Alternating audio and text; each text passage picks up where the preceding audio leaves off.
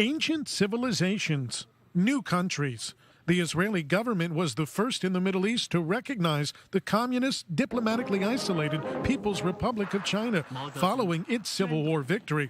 China and Israel secretly began building military ties in the 1980s during the Soviet war in Afghanistan in support of the Afghan Mujahideen. But diplomatic relations were not established until January 1992, when China, along with several other nations, overcame its fears of offending the Arab world and recognized Israel. The relationship survived arguably its biggest test in 2000.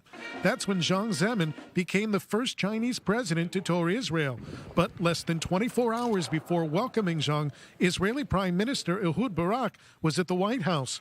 U.S. President Bill Clinton was pressuring Barak to cancel a $2 billion deal to sell China the Falcon, an Israeli airborne early warning radar system. Clinton and some congressional leaders cited a security threat that could be posed to American forces in the Pacific region. The controversy overshadowed Jiang's visit, and Barak, forced to choose between U.S. defense aid and Clinton's goodwill heading into peace talks, or a much-needed economic boost, chose America.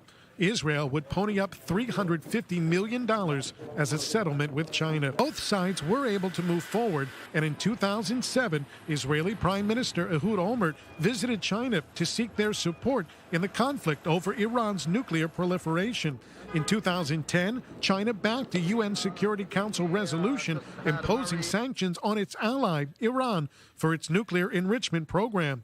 It's one of the rare times China sided with Israel at the UN. Prime Minister Benjamin Netanyahu visited China in May 2013 to establish task forces in critical areas like high-tech, environmental protection, and energy.